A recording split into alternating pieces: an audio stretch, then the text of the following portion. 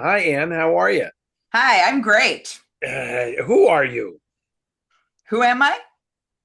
I mean, I always forget to do the introductions at the beginning. So it's like, who are you, I thought Ann? this was like Tell a us who Woolrich you are. story, and I didn't know who I was. I am Ann Yeah, yeah, Hawkins. I'm the director of communications for the Film Noir Foundation. yeah. And I'm Eddie Muller, the president and founder of the Film Noir Foundation and all that other stuff. Okay, Writer guy. That's it. Friend of Ann's. there you go. Yeah, and just to remind everybody, if you're watching on YouTube, I need to do this every time and I don't, but if you can subscribe if you like our stuff, like the video and comment because that helps the algorithm. It's like I should be better about reminding people to do that. But anyway, that I would be don't have great. any idea how any of this stuff works. So I thank you very much for making sure that it all happens and gets out in the world somehow because I just don't do that stuff. Yeah, yeah. And of course, our friend Ted is the one that actually puts the videos up and moderates the comments. So, Very good. Very good. So you've been well, I trust. yeah, I went up to Portland to see the band Goblin play the soundtrack to Deep Red live, which is something I've since I first saw them play live, like at Suspiria, I've really wanted to see them do Deep Red. But the Castro's closed, so Portland was the closest venue. So I, went, I basically flew out, went to the concert the next day, and then flew back home the day after. Where was this? What venue was it? It's called the Aladdin. Okay. Yeah, and they do. I think they're like a music venue. Okay. And but an old theater. Yeah, and it was nice because it's always fun to find another old theater. Yeah, absolutely. I've never been to the Aladdin. Anyway, sounds like a good time. I know Yeah. they did a on Halloween in San Francisco, they did a screening of Psycho with the orchestra and played Bernard Herrmann's score live with the movie. That's pretty cool. Yeah. I know. And next week, the Silent Film Festival is happening here in the Bay Area Yeah. at a new venue out in at the Orinda Theater in Orinda, which is a very nice theater and right across the street from a favorite restaurant of mine, the Casa Orinda. I will be in Phoenixville, Pennsylvania, however, hosting Yes. the Noir City Philadelphia Film Festival. Phoenixville being near Philadelphia, but um, so I won't be able to go to the Silent Festival, which is unfortunate because they're showing Asphalt, which is a fantastic silent film. That it is kind of a film noir. Which So I'm we're gonna co-sponsoring. yes, but unfortunately I'm gonna miss seeing a lot of friends and colleagues Yeah. at that festival. But can't be helped. Cannot be helped. So okay, take us away and get us rolling here. I know we're probably going to have a lightning round and a what are you doing, what are you reading, what are you watching kind of thing in here. So let's get cracking. Okay, this first question is from John. Are there plans to release an online version of the first three Noir City Annuals? The online back issues that are available on the Noir City website start with material from the fourth annual. Um, no, I don't believe so. I just think that the contents of the magazine changed pretty. I wouldn't say radically, but there was a big difference because in the first few issues, when the Sentinel first started, it was like a newsletter, and the Yeah. stories weren't very. They were fun, but not very in depth. And I just think that the everything has changed, Yeah. and I don't feel that there's a massive necessity to go back and reprint those that material. So the answer is kind of no. Okay, and if people want to subscribe to the digital version of Noir City Magazine, how do they do that, Eddie? They go online to the filmnoirfoundation.org website or the noircity.com website. And either way, you can link to a contribute page. And if you sign up for the mailing list, for starters, and then donate $20 or more, you automatically receive the digital version of the quarterly publication. And that's you're making a fabulous contribution to our efforts. Yeah, and we do have a print version now, which you can buy on Amazon for people that want a physical copy of the magazine. We get about $1 an issue for that, so it is really appreciated when you donate directly to us as well. Yeah, exactly. I mean, the print magazine is pretty good. I mean, they do a very nice job with it, the quality of the paper and everything. But we don't make a whole lot on the print edition, but people love it, so we provide it. Okay, I'll read number 2 here. This is from Raphael in San Francisco. He says, "I would love to hear your thoughts on the new noir-tinged TV show, The Lowdown, starring Ethan Hawke." Well, I'm going to disappoint Raphael right off the bat because I haven't seen it yet, so I don't. But he says it is an FX Hulu show, also available to rent on Amazon, set in Tulsa, Oklahoma. The show's creator, Sterling Harjo, has spoken about his noir influences and stated that Jim Thompson's work is at the center of the show. And he adds, a fun fact is that a collection of Thompson novels factors into the plot early on. Well, thanks for conveying this, Raphael, because I did not know this. And I like Ethan Hawke, and I'll check out the show when I can. You haven't seen it, have you, Ann? No, but I grew up an hour north of Tulsa. Everything's happening in Tulsa now. There's this show, and then Stallone and my buddy Dana Delaney have Tulsa King on the Paramount Network. Which, sorry, Dana, I haven't seen that either. But did you see that? It's on social media now that Dana and I did a fun tour of the Warner Brothers wardrobe department where we looked at Barbara Stanwyck's costumes from a bunch of movies and talked about her, and it was really fun. It was great. So you can find that. TCM posted that on social media. And it's cool to see some of her outfits from I'm trying to remember what the movies were. I think Devotion was one of them, and Cry Wolf was another one. They were Warner Brothers movies, obviously, and so there wasn't a lot of noir in there because she didn't do too much for Warner Brothers. It was at other studios. Yeah, and I'll try and find that and also repost on our social medias. Cool. Well, I just saw it today. I just saw it today on social, so it's relatively new. Yeah, okay. There's something I was going to say and I can't remember, so it's probably not important. Okay. This is and just let people know, I'm trying to, when you show something on Noir Alley that people write in about, I'm trying to put those questions in the next episode.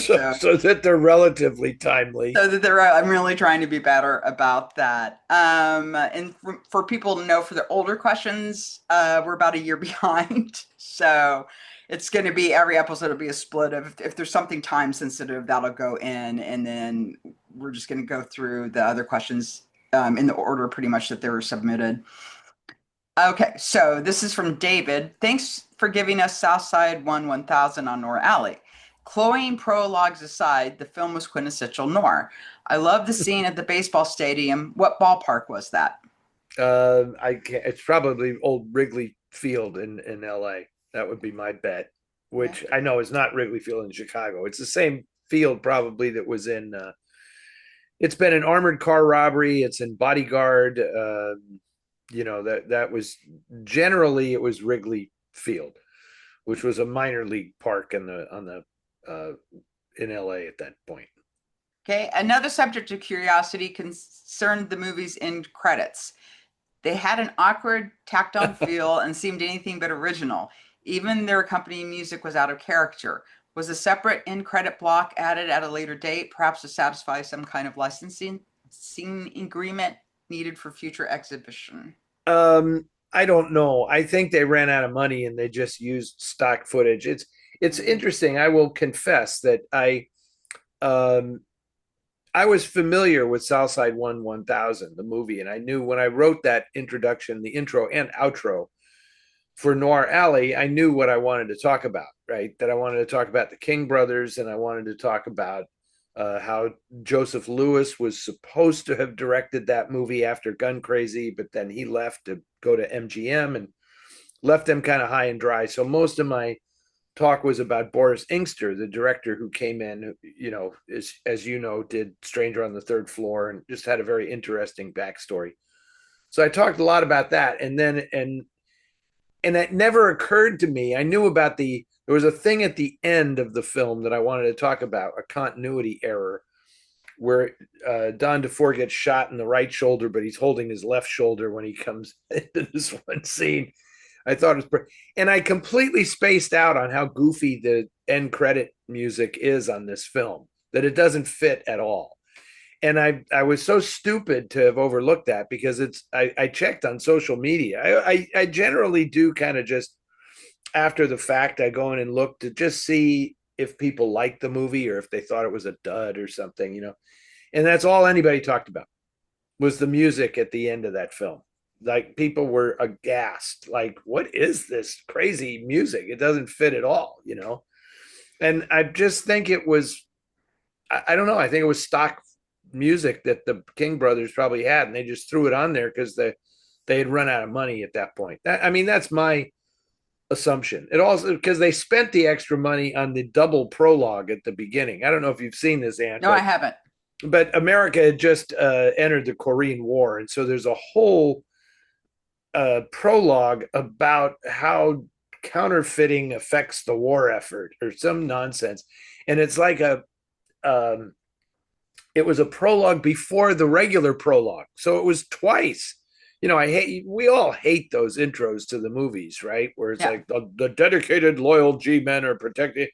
They're totally hokey. But this movie had two at the beginning, and then this absurdly inappropriate musical score over the end credits. Makes it kind of fun and unique, but I have no inside knowledge as to why that was the case. Anyway. And so from CA, did you see that one of the great character actors of all time, Joe Turkel, was in Southside 1000? I'm sure Joe Turkel appreciates being referred to as one of the greatest character actors of all time. I mean, I don't know. I don't remember Joe Turkel ever getting a pretty substantial supporting role in a movie, but the guy's great. He made all kinds of pictures with Stanley Kubrick, so that's saying something, right? He's in The Killing, and he's in Paths of Glory, and of course he comes back later in The Shining. He's the bartender in The Shining. So yes, his presence in Southside 1000 was duly noted, and he'll be, if I don't even know if I'm sure Joe Turkel is not still around, but he would love to be called one of the greatest character actors of all time. Well, I mean, the bartender in The Shining is, I mean, it's a small part, but it's really key to the story. That was a pretty great role to get. Yep, he's fantastic. I'm sure that was a lot of people's first exposure to Joe Turkel, was that character. And I'm going to go back one of these days and watch The Shining again. It's probably been 20 years since I've seen that movie. It's been a really long time since I've seen it. Yeah, I'm not a huge fan of it. Like, I don't know. It's like one of those films like The Exorcist that I think in some ways is phenomenally overrated. But I think The Exorcist is fantastic. I mean, I just think it's such a well-made movie. And it's such a horror movie, and all of the hubbub about it doesn't in any way detract from me for it being like a beautifully executed thriller. Oh, it is. And not only that, but the theme of religious crisis in the priests, I think, is the strongest point in the movie. Like, I think that to me is really fascinating, that look into Karras's life. But I'm a big Exorcist 3 fan, which a lot of people are, but that's more of a police procedural. Yeah, and I remember liking the second one. I was one of that small group of people who liked The Heretic.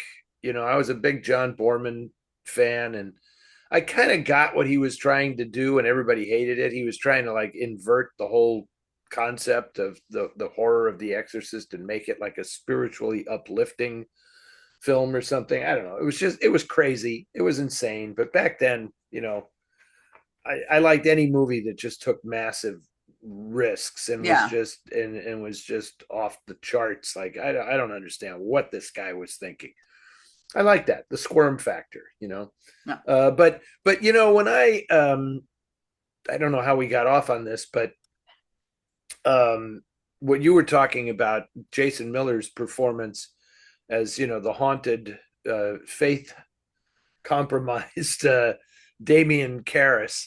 Uh, I just think that William Friedkin was such a great um, actors director that Hmm. he doesn't get credit for that, because they always, you know, everybody thinks of the French Connection and the chases and To Live and Die in LA and all, you know, all that stuff, Sorcerer, the bridge crossing scene. But he was so good with actors and discovering actors and giving them parts and like breaking them out, you know. Yeah. Like, and I remember when I had the pleasure of doing a long interview with him one time, and we talked all about that, and he just, like, he talked all about discovering Jason Miller and convincing him to do that, because he was a playwright, you know, he wasn't an actor.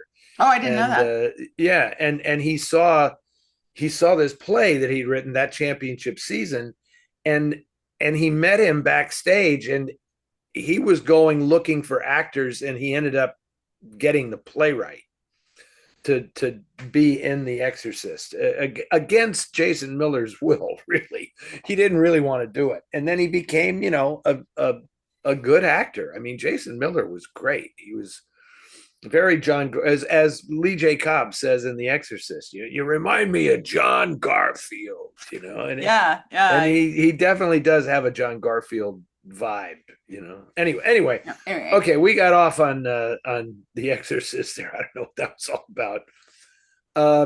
Okay, here is Joe, our regular contributor, Joe from Suffolk County, New York. Okay, this is timely. I don't know if I should thank you for including this, Anne, but I will address it. Okay. Okay. News reports say that effective October 21st, Warner Brothers is up for sale and will likely end its 102-year run as an independent studio. Independence in this case is a debatable notion. How will this impact moviegoers, or perhaps I should say movie watchers, who frequent Dark City? Only this crowd, that's their number one thing. How will this affect the noir films, right? Yeah. It is sad to see this befall a studio that started it all with the Maltese Falcon. Perhaps you can console us with a few words of appreciation for Warner's noir, if not a eulogy, a celebration of life. Well, nothing's over, Joe. You know, this has not gone through. Uh, you know, and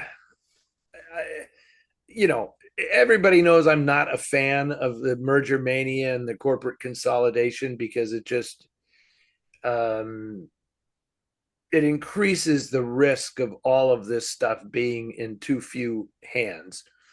Um, I'm not. It's not certain that this is going to come to pass. Um, but I will say that if it does come to pass, um, I don't have, I'm not scared for the future of Turner Classic Movies. I'll just say that. Whatever happens with Warner Brothers, I'm not entirely certain. There's just too much money and corporate stuff involved in that for me to really have any knowledge of it. But, you know, I have no insight to offer. But I do feel that I'm not particularly nervous about TCM. Okay. I just have to leave it at that. Sounds good. So, are you ready for the lightning rounds?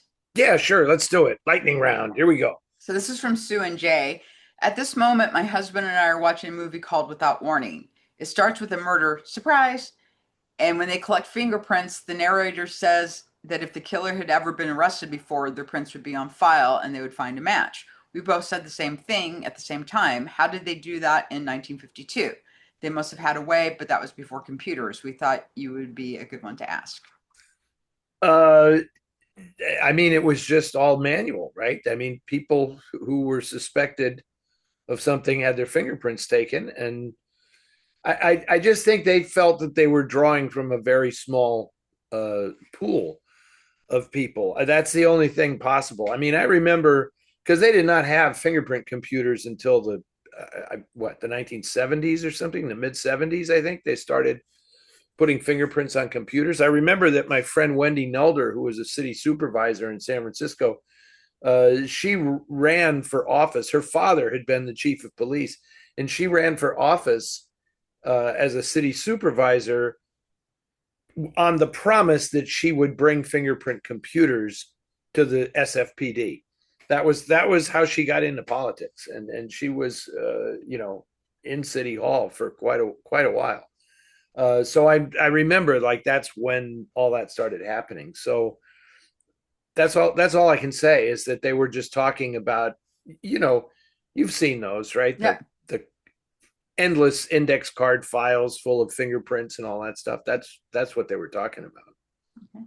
I saw one of your spotlight shorts on TCM, and I heard you mention HBO. I'm curious where you can be found on their app.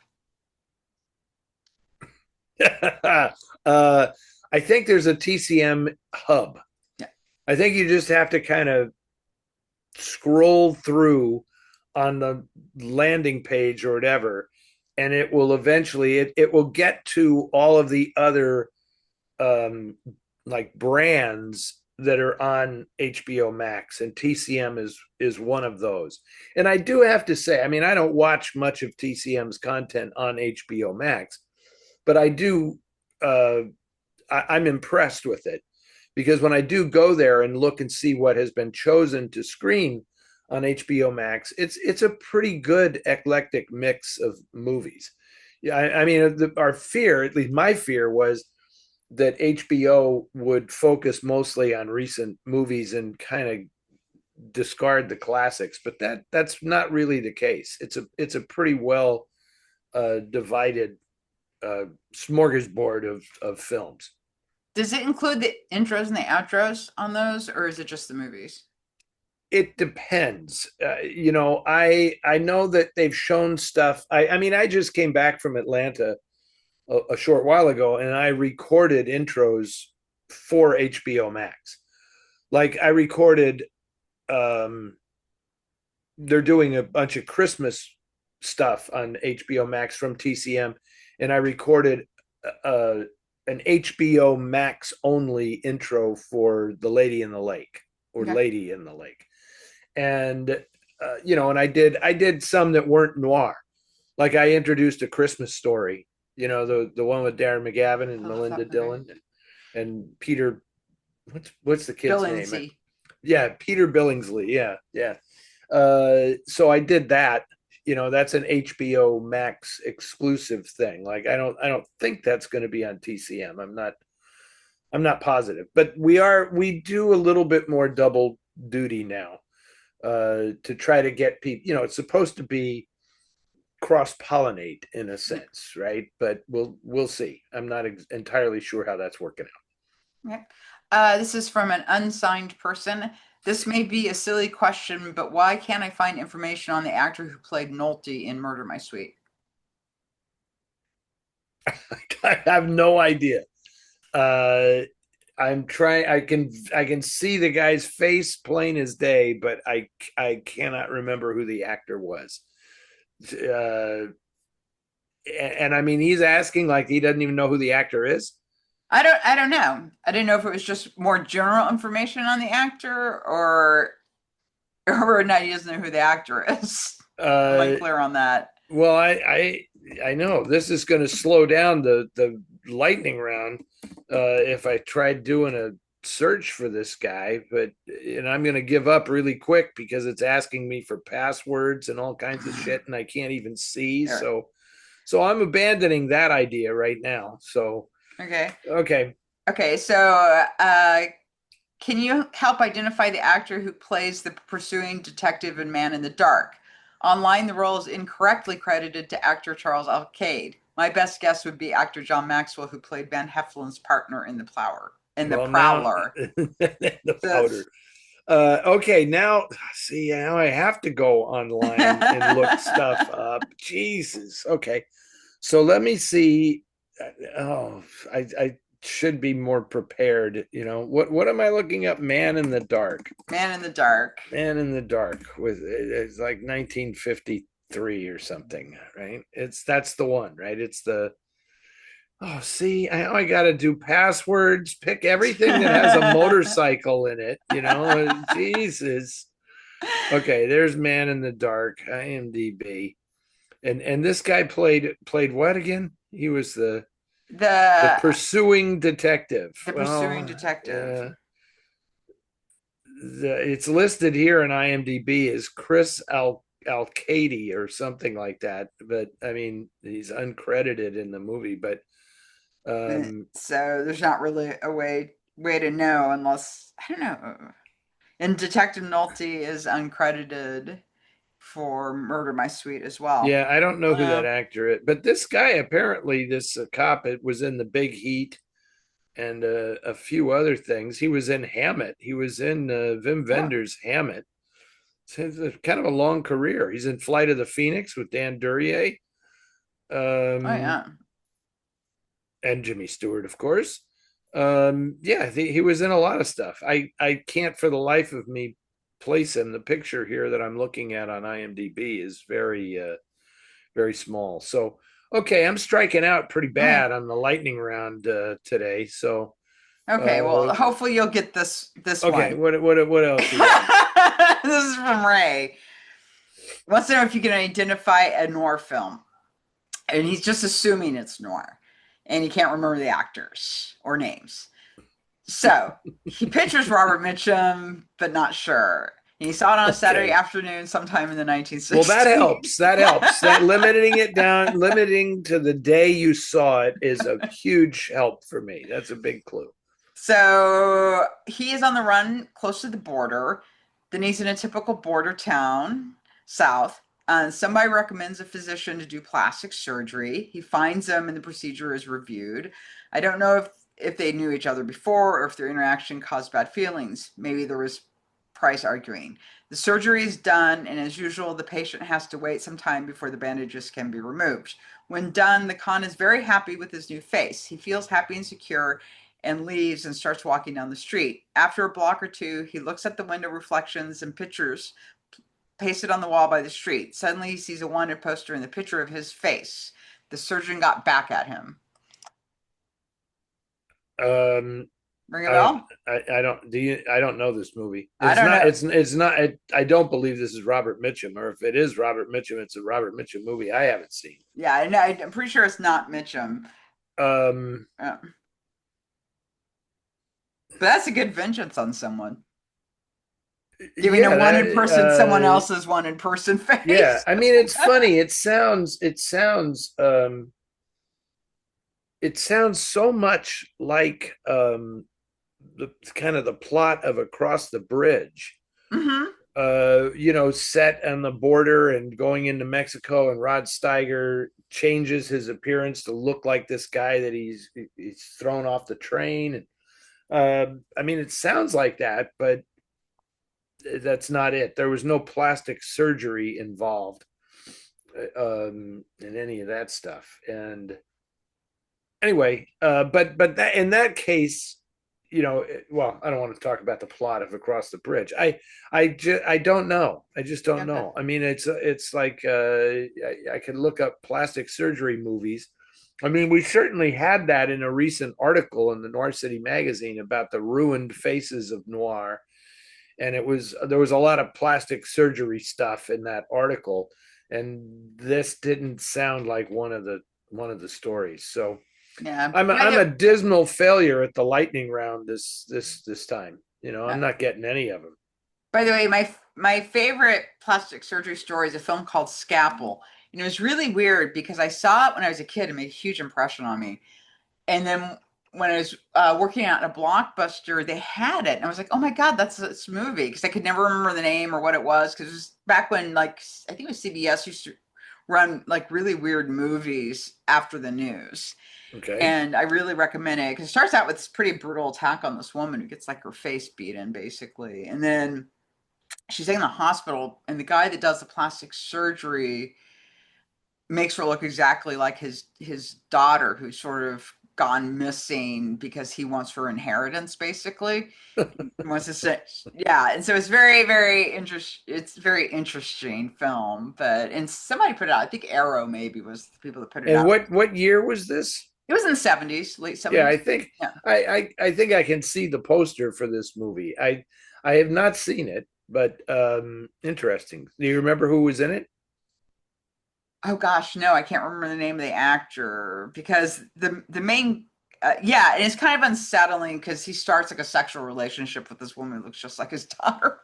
Okay, He's that's made look like his creepy. daughter, so that's good. It's got this really unpleasant That's undertone creepy. to it, Yeah, which is yeah. probably why I remembered it so vividly. But so it winds up. It's a good story. I liked it, and I really it's got a really great ending actually. Okay. Well, I like the ending of it very much. So I recommend that to everybody. okay, I'm adding it to my list. Okay, let's see. And I put this in because I think you've seen this since the time this question was originally submitted. Please, please, please, something I know. To Have ask either me something I know. have either of you seen the remake of D.O.A? I saw the trailer and it's beautifully photographed, and John Doe has a wonderful face for film noir. Please let us know what you both think of it. I think didn't we mention this last time? That's I why brought up DOA. Yeah, yeah, and I was like, great, we can finally answer Liz's question. yeah, it's good. It's good. You know, I wouldn't say it's a great film, but I certainly liked it much more than the Dennis Quaid, Meg Ryan remake of DOA. Yeah, and I thought John Doe was pretty good in it. He is good for film noir. So yeah, I would recommend it. You know, I have no problem recommending that. Yeah, I need to see it. And this is Ken from Oklahoma. Is there an actor or actress who did some film noir but was never able for some reason to really reach the potential in your opinion? Well, I'm a little confused by the question because I mean, like, didn't make enough of an impression making film noir, or just somebody who was in film noir and then uh, didn't have as big a career as they should have. I don't know. That's a well. This one is at the top of my mind because I just showed this today on Noir Alley, and we're recording this on a Sunday afternoon in case people are wondering. And it was Constance Dowling in Blind Spot, and I just thought that seeing Constance Dowling again on screen, and like her sister Doris, it was like these women could have been big stars, and they were just different. Left Hollywood, made an impression in the mid 40s, very strong impression in movies, and then just left and moved to Europe and made films in Europe instead. And then, Constance came back and married Yvonne Tours, and then she died very young at only 49. But man, she was gorgeous, just and a really, really good actress. So yeah, there's a career that, yeah, she made a few film noir movies. She was in Black Angel, right? She plays Dan Durier's Mhm. wife in Black Angel, and she's in one of the Boston Blackie movies with Chester Morris, in addition to Blind Spot. So yeah, I'll say Constance Dowling, definitely.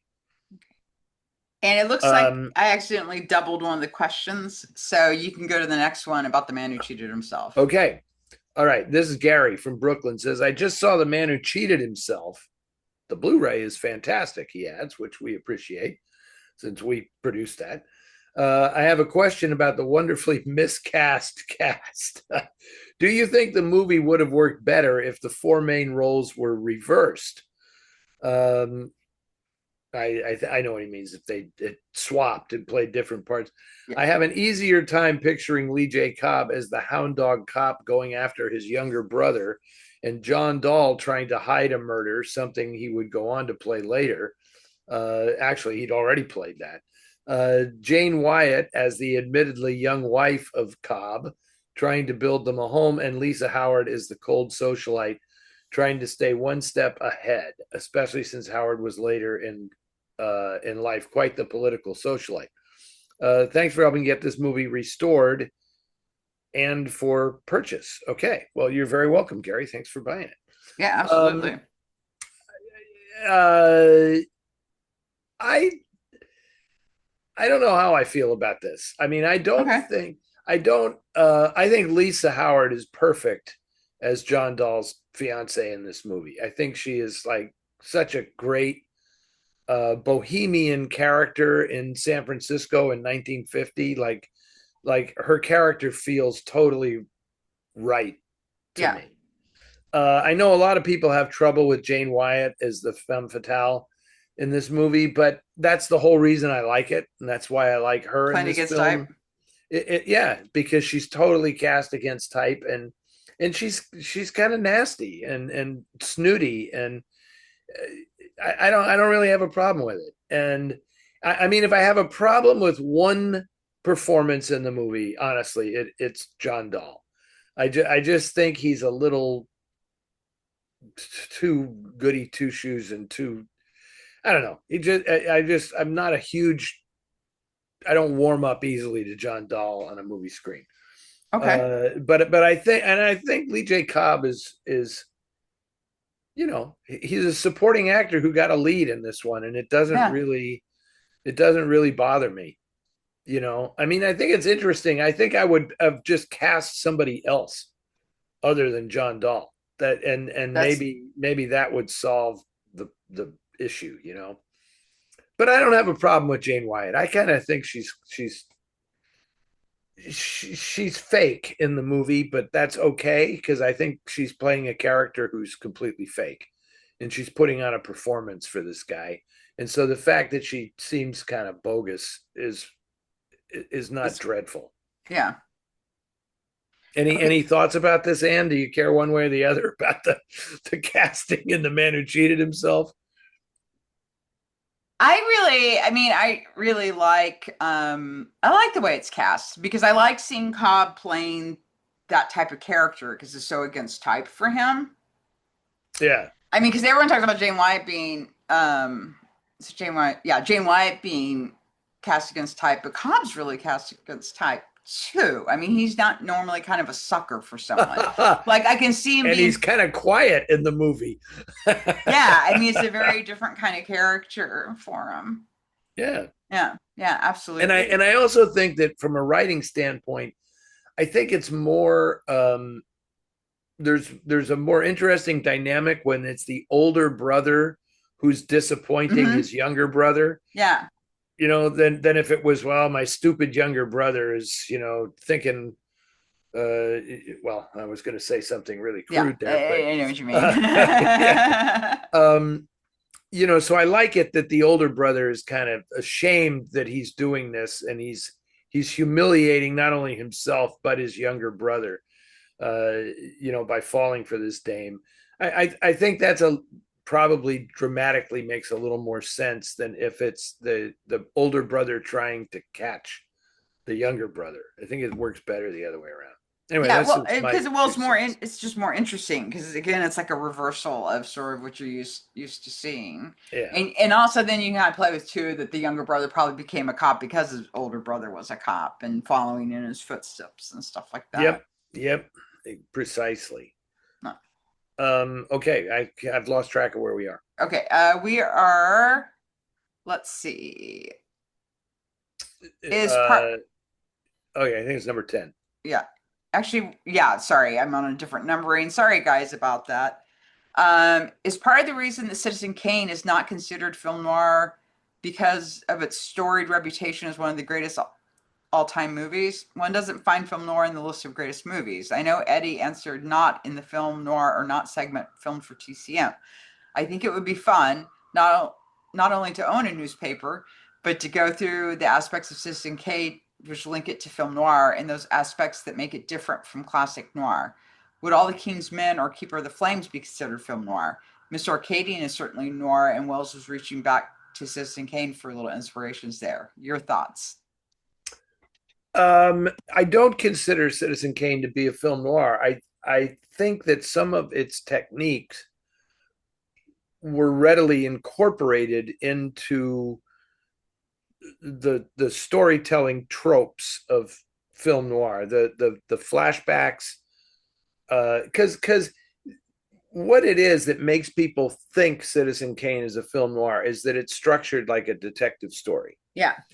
And so people think, well, then why isn't it a film noir? But it's also a story of a reporter chasing a story and trying to find the kernel of truth that will reveal this the secret to this guy's life, and just the way they chose to tell the story, it had a certain feel that we later came to see in a lot of noir films. But I just don't think that in terms of its themes or anything that it really is indicative of the film noir genre or the film noir movement, whatever you want to call it. I mean, but it is interesting. It's an RKO film, and so much of noir incubated at RKO, right? Between Citizen Kane and Stranger on the Third Floor, all of those Val Lewton B movies. The Fallen Sparrow is 43. That's released in 43, made in 42. So that's pretty early. But I just don't think that Citizen Kane checks enough boxes to really, if somebody had murdered Charles Foster Kane, right, yeah, maybe then it would qualify more as a film noir. But it's just a thinly veiled historical biography that has a detective story element and a certain noirish feel to it. And the same is true. It's almost like you can say the exact same thing about All the King's Men, right? Because that's clearly the story of Huey Long, and there, and you could say it about I don't know Keeper of the Flame that well to make a judgment there, but Mr. Arcaden is clearly the same structure as Citizen Kane. It's just a real low rent version of that, and it feels a lot like The Mask of Demetrios or something along those lines. But I mean, I would be more inclined to call Mr. Arcaden a film noir than I would Citizen Kane. But I don't think it has anything to do with its reputation. I don't think because it's considered a great film, nobody would, it can't be film noir. I don't think that. I mean, I saw that Sight and Sound poll recently of the greatest films of all time. And, Sunset Boulevard is on that list. And, In a Lonely Place was on a lot of people's lists, Double Indemnity. So it's not like, these films are considered among the greatest films ever made, and it can be a film noir. Yeah, and I've definitely seen Citizen Kane put sometimes on film noirs you have to see. And I just remember the first time I saw this, I said, what are you talking about? Citizen Kane isn't a film noir. But I think Mankiewicz worked on that screenplay, right? Wrote that screenplay. Herman Mankiewicz, Herman did. Yeah. And he used that. So was he the one that wrote Letter to Three Wives, or was that the other? I think that's Joe. That was Joe. Okay. Yeah. Because I was going to say, because Letter to Three Wives always feels kind of like a noir to me, because it's the same thing. It's kind of told in this flashback structure, even though that really, and of course, the unseen woman is sort of the femme fatale in that. Right. So that and then the same thing kind of with All About Eve is another film that feels like a film noir, but really isn't a film noir. Just because there are characters who are backstabbing villains, like Eve Harrington, it doesn't make it a film noir. I mean, that's a backstage drama. I mean, that's what All About Eve is, and it's great. It's a fantastic film. One of the best screenplays ever. And it's interesting that a guy like Herman Mankiewicz can write Citizen Kane, and then he turns around and writes. There's a movie that I have resisted showing on Noir Alley. I've never shown it at a Noir City Festival. I've never shown it on Noir Alley, written by Herman Mankiewicz, called A Woman's Secret. And it stars Maureen O'Hara and Gloria Graham. Love that movie. Do you like the movie? It's a terrible screenplay. Just awful screenplay. It's really fun. And Well, Gloria makes it fun. Gloria has a few really oh my fun God, scenes in it, that end scene with her is so fantastic. Yeah. And yeah, no, I mean it's really fun, but it's like But not a, I'm going to show it. I'm keeping that one in reserves because I'm gonna show it one of these days to get even with Ben for all the crap he gives me introducing. And I don't know if you're aware of this, but every time Ben on Saturday nights when he tosses to Noir Alley, he always says some rude shit about me. oh, I did not know that. Yeah, and so I'm gonna one of these days I'm gonna show a woman's secret, and then I'll get even because I'll talk about. Can you believe that this guy wrote Citizen Kane? Like, but I'm not really ripping on Ben. I'm ripping on his whatever his great grandfather. Yeah. But No, yeah, you should show up because I think people would really enjoy it. I think that would be people love Gloria Graham yeah. no matter what. It's more well, no, Maureen O'Hara made two noir films, Fallen Sparrow and A Yeah. Woman's Secret. That's it. But Gloria was in a lot. Melvin Douglas is in it, and who's the other guy? Is it Walter Pigeon? I think is in it. I don't know. Somebody else is in that, but I think is it Rory Calhoun? No, not Rory uh, Calhoun. It's is it Bill Williams? I no. want to say maybe it's Bill Williams. I can't remember who the good looking younger male actor is But in there's that film. also an older guy too, and I'm trying to Yeah, remember the name of yeah. the actor. I know Melvin Douglas is one of them, and I'm just kind of spacing out.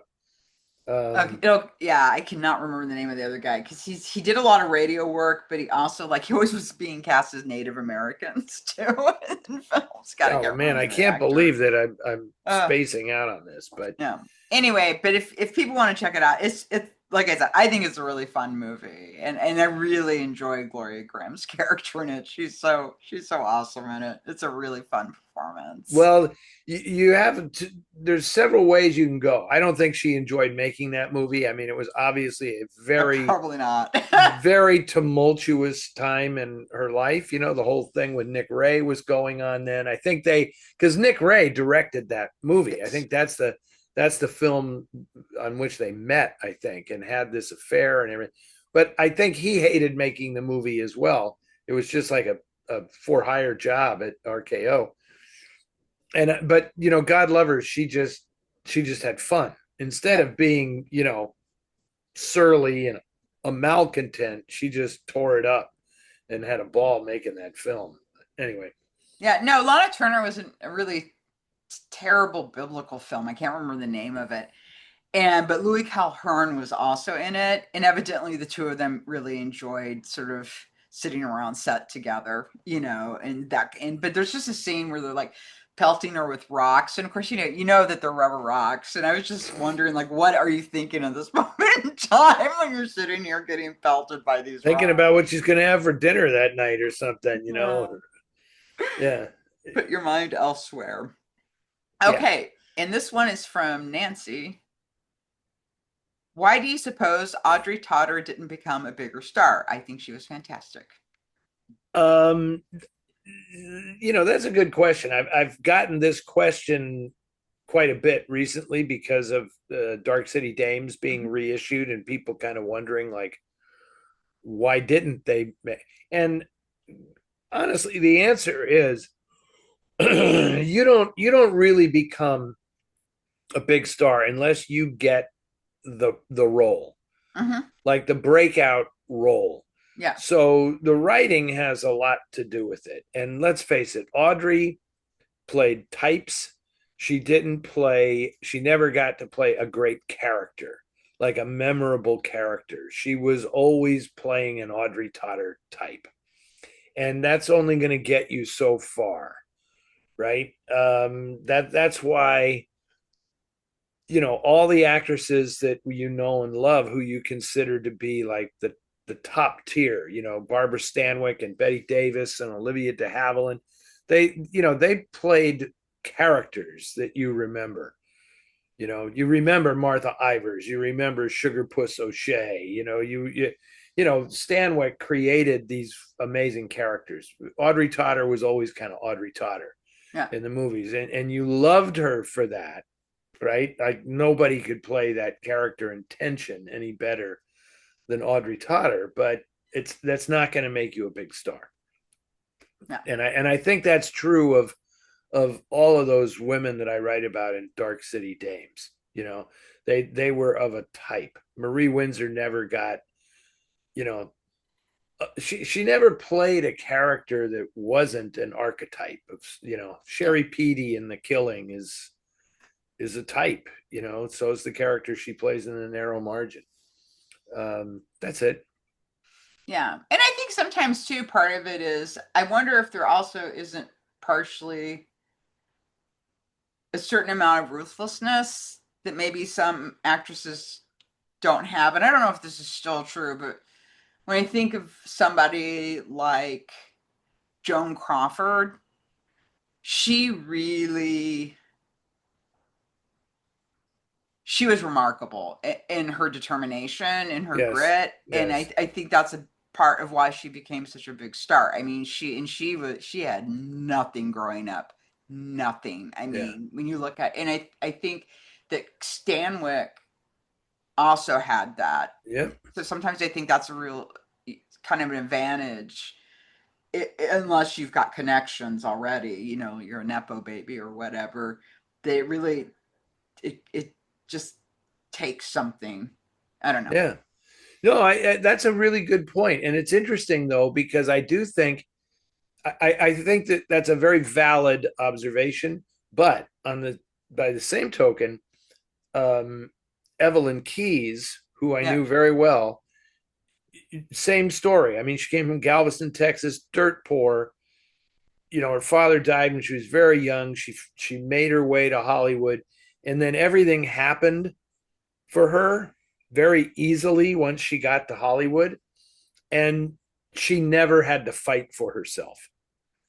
And she was content to let it all be done for her. And it never occurred to her that if she wanted something else, if she wanted to play different characters, if she wanted a bigger role, she needed to kind of fight. She needed to mix it up. She needed to tell her agent, "You're not doing me any favors." Marie was fighting with her agent constantly because it's like, "You're not getting me roles that are going to establish me. You're just getting me these chintzy little things." And the same was true with Evelyn, but as long as she was like the focal point, she was all good with it. So Yeah. she had she had The Mating of Millie and a couple of other movies where she was like considered for Oscars, and she was doing well. But then she just said, you know what, the movies aren't as interesting as my own life, and so I don't really care. She, Yeah. if she wasn't being cast in a role she liked, she cast herself as like the leading lady opposite Kirk Douglas or Yeah. opposite Mike Todd or opposite Artie Shaw or so. So she paid more attention to her life than she did to her career. Yeah. And I think too with that, like it made me think of Linda Sterling, who worked for, I guess it was, yeah, Republic Pictures. And she was like in a lot of serials and stuff. And I read this really great quote from her because somebody asked, why didn't you leave Republic? Like, why did you stay at Republic? And she said, I like being a big fish in a small pond. It's a valid thing. I mean, that's totally valid. You know, um,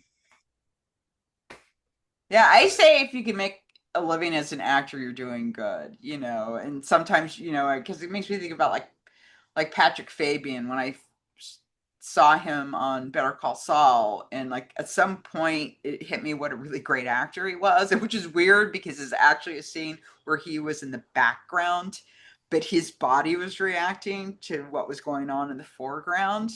yeah, And it was just such a great thing. This guy's a great actor. And I looked him up, and he had done like, God, he has to have at least 100 credits before Better Call Saul, And he finally got the breakout yeah, role, yeah. that really put him on And this. then it's interesting because then in some cases that can be detrimental to an actor because you get the breakout role and then that's all they see you as. Yeah, And it's so interesting that like would I have been better off not getting that part? I mean that was Ann Savage's thing is once she did Detour, it was like, wow, that's going to do it. But then nobody could see her as anything other than Vera. And yeah, she would go on calls and it would be like, oh, she's the woman. Ooh, she was that harridan, and they couldn't see past that. It just set her career, the die was cast. She was this mean harpy, and that was all she was going to get cast as. And she just got so bitter for losing out on so many parts where they couldn't see past that one role. No. Anyway, it's kind of interesting. But now we're done with the questions, right? We're done with the standard questions. So now we're going to talk about, because this is going to lead into, is a great segue into something like the what are you reading? What are you watching? Kind of stuff. Okay. Well, I'm just going to jump right in and say, okay. I just watched the first 2 episodes of Pluribus. Yeah, I watched them last night with Ted. Right. Yeah. So let's just say there are not accolades enough for Ray Seahorn. I mean, she is just phenomenal. And the fact that Vince Gilligan tailored this entire show for her, and what she is asked to do in this show is so absurdly impossible for most actors. Yeah. that it just knocks me out. I mean, I would watch this show.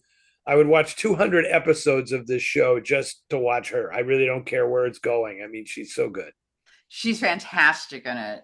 And I really loved the first episode. The second episode I wasn't as hot about, so I'm hoping it'll kind of pick up on the next one. But likewise, I had the same reaction. You have the same thing, yeah. And then Ted said to me, how different this was for Vince Gilligan, and I said he started out on the X-Files. Yeah, this is like a complete return to X-Files, that sort of science fiction and humor kind of thing. This is like very, very much where he started. So it's kind of in the concept. I really like the concept. The concept's interesting. I think the concept is everything, because it's just so it's so daring in a sense. I mean, because you've seen it. It's playing with ideas that we're all so familiar with, but it's transcending them. It's like setting them up and knocking them down one after another. The whole invasion thing at the beginning in the first episode is just so beautifully done. I mean, Vince Gilligan is not only he doesn't only write great dialogue and great characters, but he is such an incredible visual stylist in the way he chooses to convey information and things. And there's just so much going on in that first episode, and I love how quiet it is. Like when the quote unquote, because it sets you up like this is going to be an end of the world scenario. Yeah. And that if that were to happen, I love the fact that he said, let's make this as quiet as possible. Right? Like they're out there in the middle of nowhere where the guy gets the signal from space, and then it's like sudden it's one guy, then it's 2 guys, then it's 4 people, then it's and it just keeps growing exponentially. It all worked for me. I thought it was really, really smart. Yeah, and I think also starting at that point, right? Because it is the scientists that see this stuff first, you know what I mean? And I really like that aspect of it as well. And then it sort of, mushrooms from there. But yeah, I thought it was just, I really enjoyed it. I just think it's so imaginative, like that they would say, and if people aren't familiar with it, we're not going to spoil anything. You should kind of just watch it cold. Yeah, because I didn't really know anything about it. They had a vague idea it was science fiction, and then other than that, I didn't know. Yeah, but to me, it's unfair to compare it to something else. But like recently, there was another noir stained science fiction show that people talked about was Sugar with Colin Farrell also on Apple TV. But to me, they're 2 very, very different things, because the gimmick in Sugar, which I don't want to spoil for people, but it has an alien aspect to it as well, did to me just feel like a gimmick, right? It had no resonance for me. This really, the premise resonates, right? Like, what if the end of the world wasn't bad? Yeah, well, right. I think but is it bad or not? Like that's but I know that was the thing. Like, what if the aliens come and they're like, what if the message that's traveled 600 million light years from the end of the universe was like, those poor people can't get their shit together. Let's send them a virus that'll make them happy. Yeah. Right.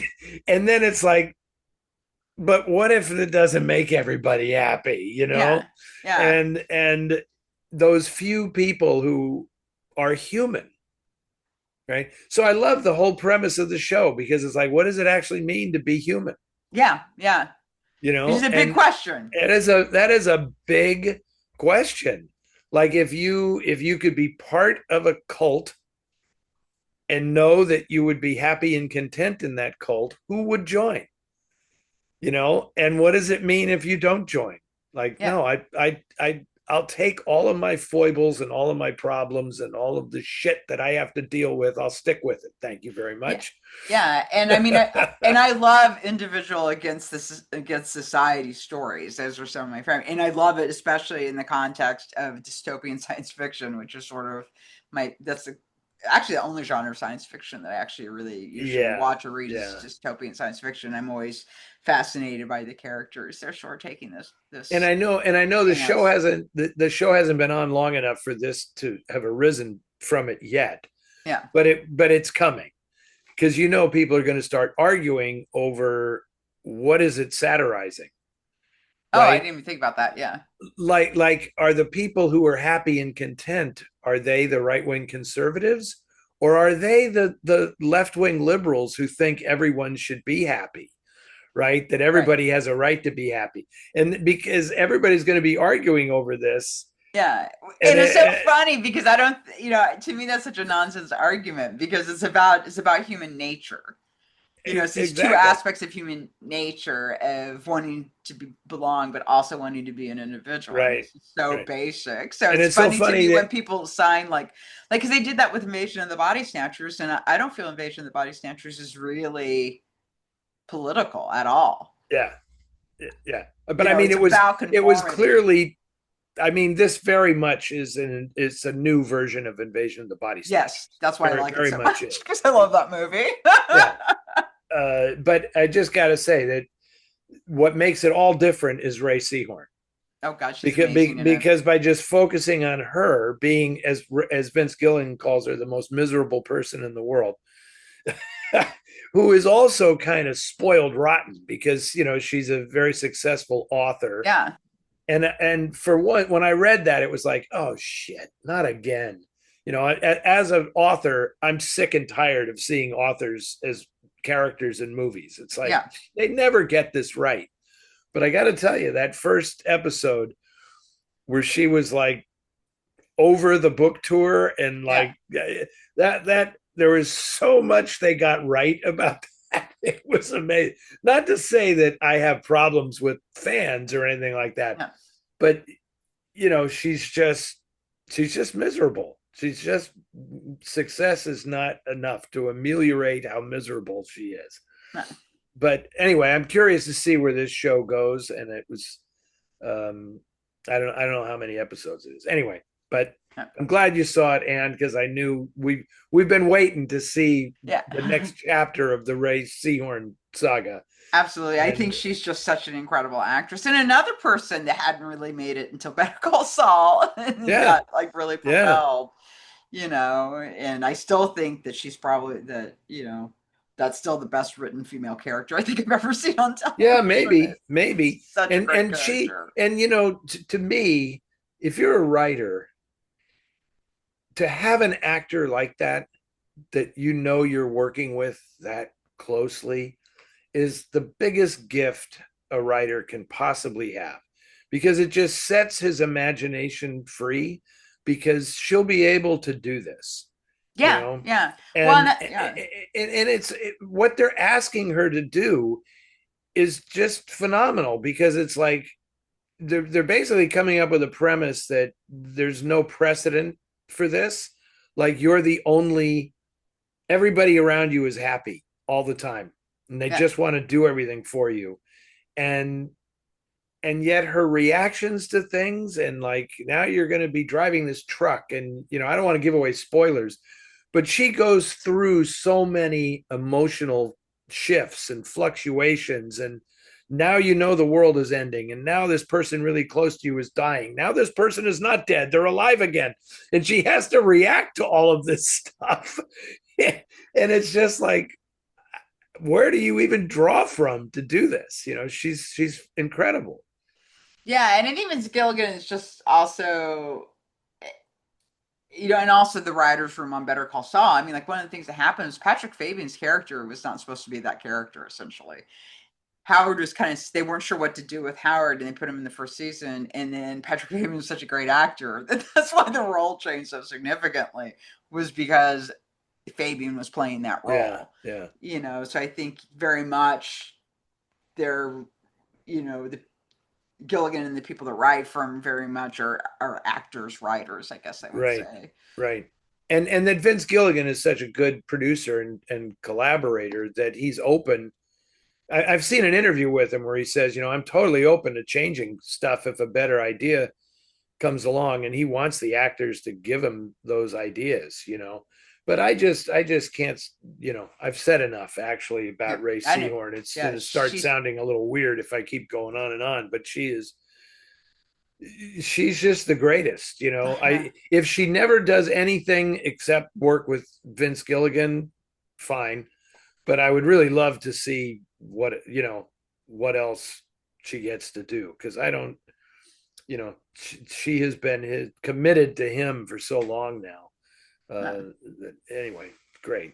So what else have you seen? Or I finally finished off Miss Night and Day, which was a Korean show about a young woman who is trying to pass the civil service exam, which is extremely difficult in Korea.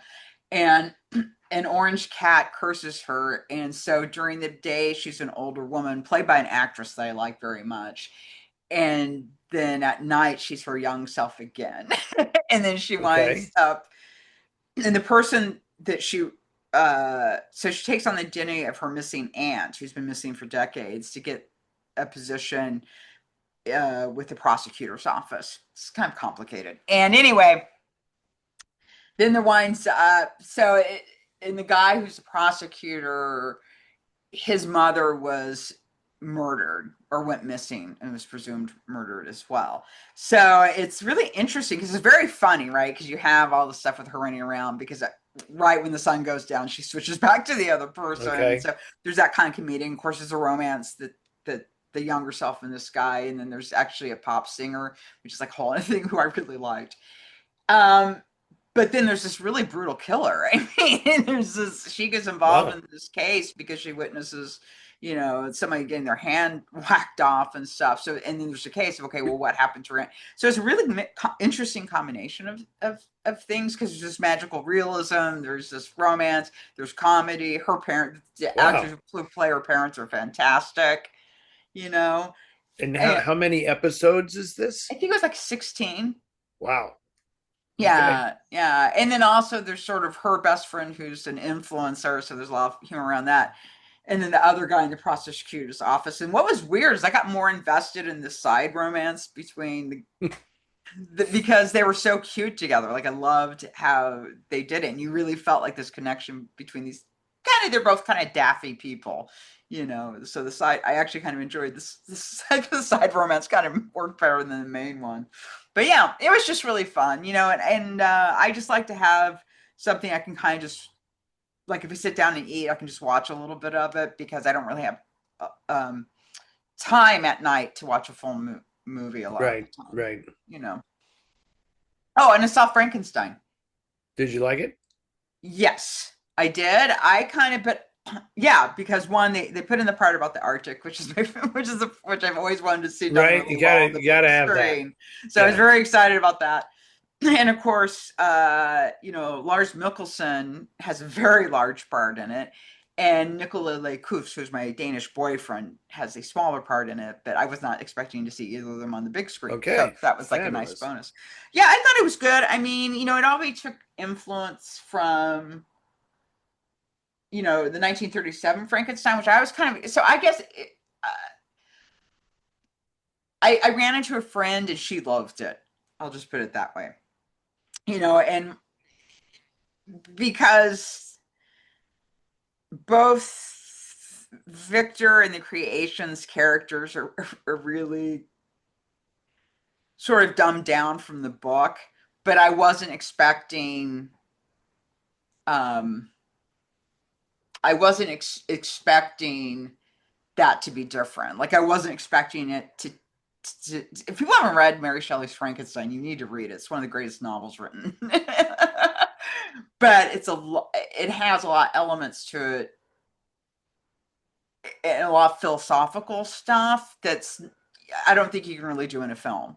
Okay, yeah, Like I yeah. wouldn't expect him to do that. But it looks gorgeous. If you can see it on the big screen, you should see it on the big screen. It is absolutely, I mean, the art design is in cinematography, Danish cinematographer.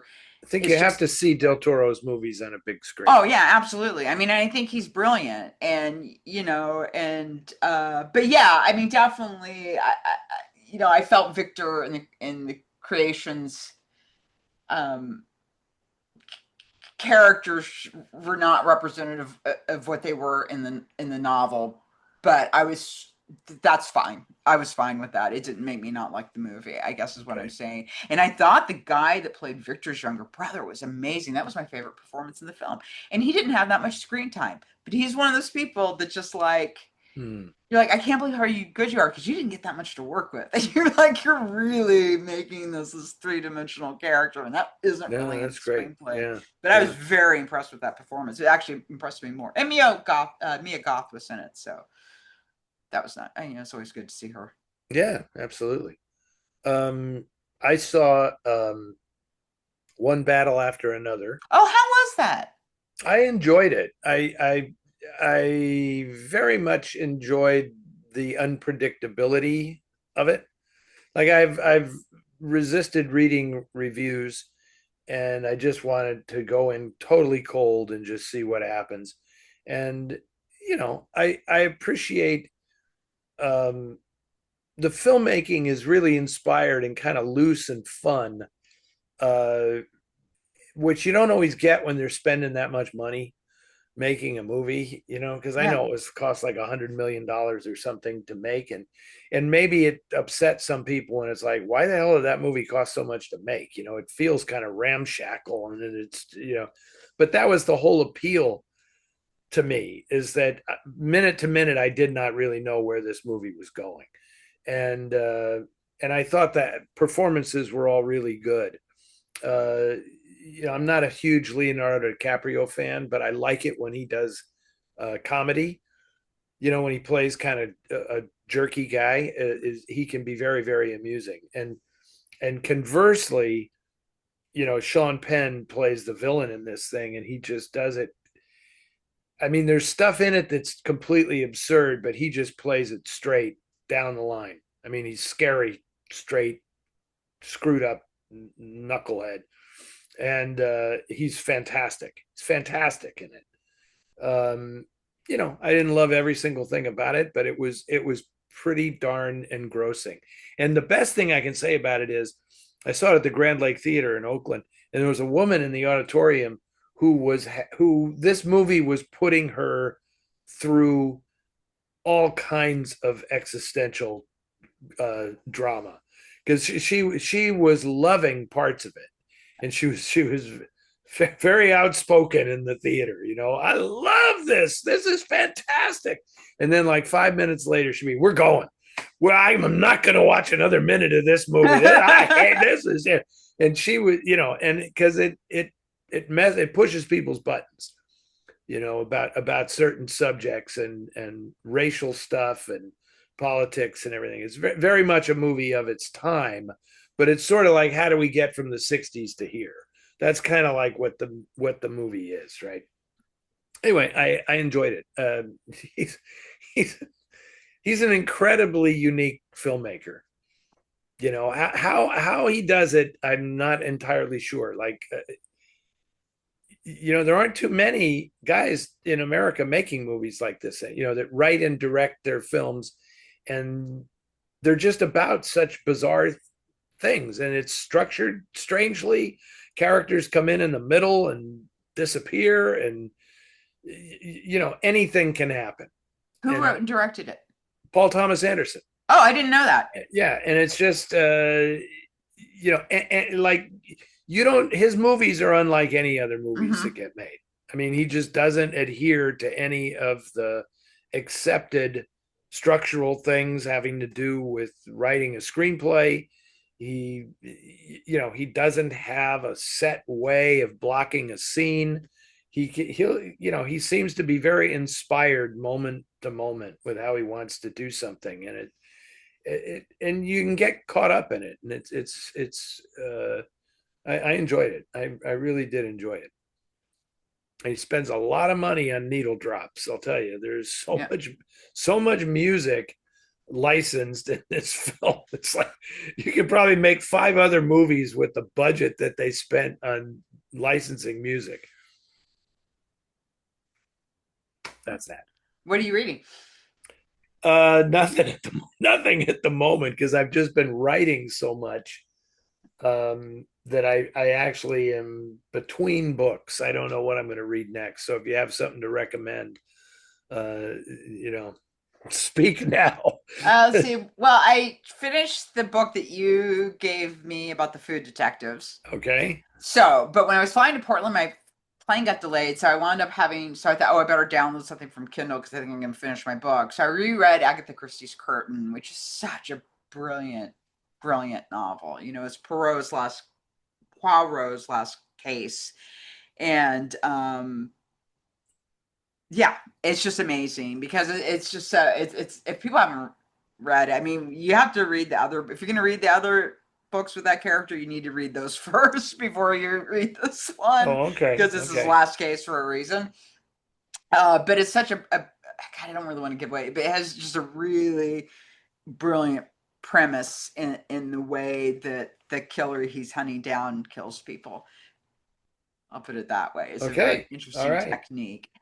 And so I read that, and then I picked up at Powell's bookstore. I picked up the book that Vertigo, the movie Vertigo, is based on.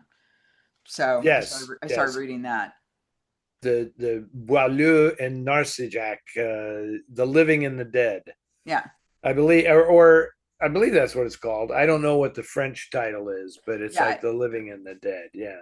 yeah, and it's very interesting so far. Like I like the POV, and I like because I always feel like I really despise Scotty and Vertigo, and I feel like there's too much sympathy towards him. Whereas in this book, you don't feel sympathy for the guy. Like the guys, like you're seeing from the beginning, like how like delusional he isn't following her around, and how he's sort of Right. primed already in his Right. personality and stuff to fall for this woman and things. So I like the kind of POV, being in the mindset of Right. the protagonist. Like I'm finding it much more interesting, But frankly. it's so interesting, like how casting matters so much because clearly, if you cast somebody other than Jimmy Stewart in Vertigo, there's a totally different vibe to the whole film Yeah, because it's so easy to empathize with him even when he's not deserving of it. That if you cast, I'm trying to think of who would be a different actor to play that role where it would